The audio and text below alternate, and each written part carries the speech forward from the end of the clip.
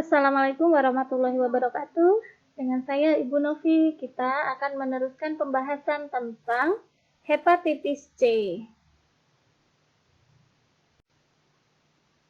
Hepatitis C ini menempati urutan kedua terbanyak setelah hepatitis A. Jadi yang terbanyak adalah hepatitis A, berikutnya hepatitis C, dan ketiga hepatitis B.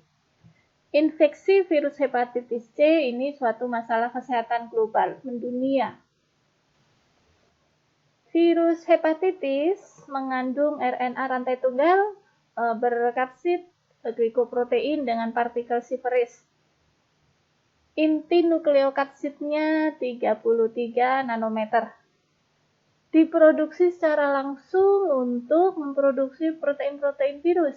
Ini karena HCV merupakan virus RNA rantai positif. Replikasi dari HCV sangat melimpah perharinya. Ya, virion itu anakan baru per hari bisa mencapai 10 triliun.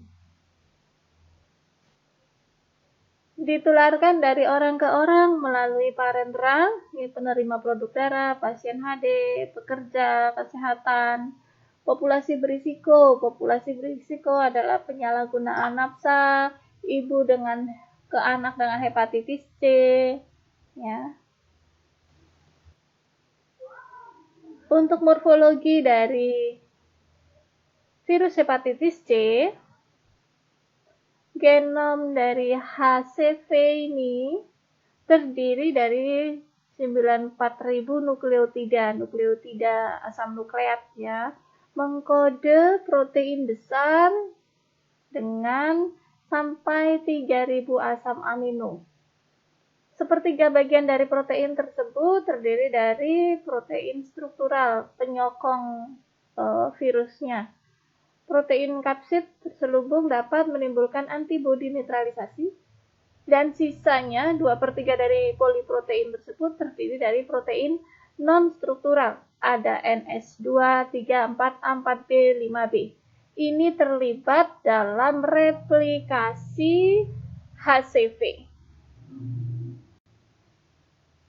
Protein core diperkirakan akan menimbulkan reaksi pelepasan radikal oksigen radikal bebas pada mitokondria di sel hepatosit, berinteraksi pada mekanisme signaling dalam inti sel, terutama berkaitan dengan penekanan regulasi imunologik dan apoptosis.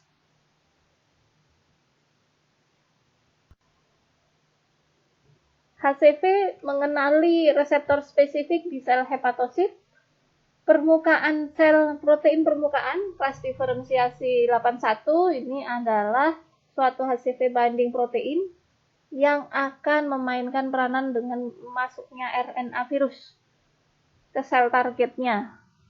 Protein khusus virus yaitu protein E2 akan menempel pada reseptor site di bagian hepatosit. Virus dapat membuat sel hati memperlakukan bahwa RNA virus itu adalah miliknya sendiri, sehingga terjadi replikasi RNA virus di sel hepatosit yang sudah terinfeksi. Selama proses ini, virus menutup fungsi normal dari hepatosit. Intinya sel hepatosit itu digunakan sebagai sel untuk berkembang biaknya. Ada reaksi imunitas dari infeksi hepatitis C. Reaksi sitotoksik T-cell, jadi T-cell killer ini diperlukan untuk mengeradikasi seluruh virus hepatitis C. Reaksi inflamasi dilibatkan meliputi rekrutmen sel-sel inflamasi lainnya, sehingga menyebabkan aktivitas sel-sel di ruang virus hati. Sel-sel tersebut sebelumnya dalam keadaan tenang, ya hanya berpatroli saja. Kemudian setelah pengenalan antigen hepatitis C, mereka akan berproliferasi menjadi aktif menjadi sel-sel myofibroblas. Dapat menghasilkan efeknya dari aktivasi sel-sel imun tersebut menghasilkan matriks kolagen sehingga terjadilah fibrosis pada sel hati. Berperan aktif menghasilkan sitokin-sitokin proinflamasi. Proses ini jika berlangsung terus-menerus akan menyebabkan sirosis hati karena tadi kondisi fibrosis. HCV dapat menyebabkan suatu hepatitis akut. Ini sulit dibedakan dengan hepatitis virus akut lainnya. Mereka memiliki gejala yang nyaris serupa. Gejala hanya dilaporkan terjadi pada 15% kasus, sehingga diagnosa tergantung pada positif atau negatifnya hasil pemeriksaan anti-HCV. Atau juga pemeriksaan HCV RNA yang biasanya bisa terdeteksi lebih awal sebelum munculnya antibodi. Dari semua individu yang mengalami infeksi hepatitis C akut, sekitar 75-80%-nya akan berkembang menjadi infeksi kronik. Bagaimana dengan gejala hepatitis C? Nyaris sama dengan virus hepatitis lainnya, HCV dapat menyebabkan penyakit hepatitis akut, sulit dibedakan. Gejalanya dilaporkan terjadi pada 15% kasus. Masa inkubasinya sekitar 6-8 minggu, kisaran antara 6-8 minggu. Pada beberapa pasien yang menunjukkan gejala ada malaise, ada jaundice, ini sekitar 20-40% pasien. Ada pemeriksaan kadar SGPT bisa 5-15 kali lebih besar dari rentang normal. Ini hampir terjadi pada semua pasien. Selama masa inkubasi, RNA HCV virus pasien bisa positif dan meningkat hingga muncul jaundice.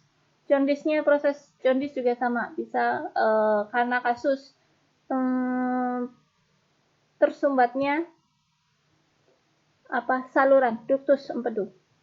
Selain itu juga bisa muncul gejala-gejala seperti fatigue, ini common ya. Fatigue, tidak nafsu makan, mual, nyeri abdomen kuadran kanan atas. Dari semua individu dengan hepatitis C akut, ya 75-80% yang akan berkembang menjadi infeksi kronik. Gejala lainnya ada malaise, nausea, mual ya.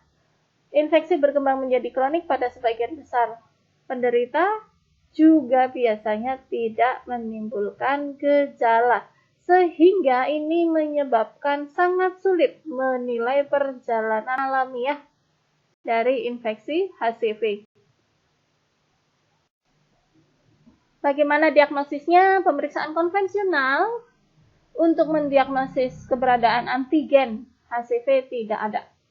Jadi RNA HCV bisa muncul ketika diikuti dengan kenaikan enzim ALT dan diikuti dengan munculnya anti HCV, imunoglobulin anti HCV.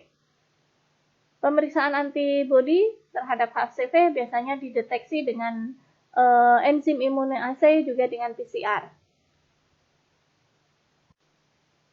Penata laksanaannya, pengobatan hepatitis C sedini mungkin sangat penting untuk mencegah sirosis hepatis.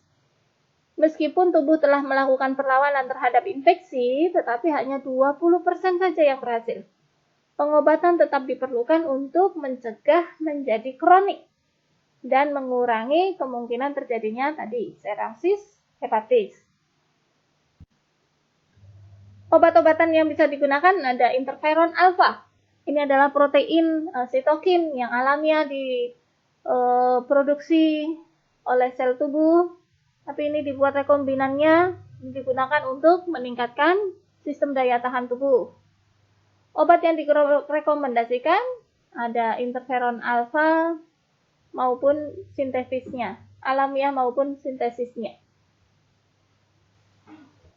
Ada juga pegylated interferon alfa, ini modifikasi dari interferon alfa.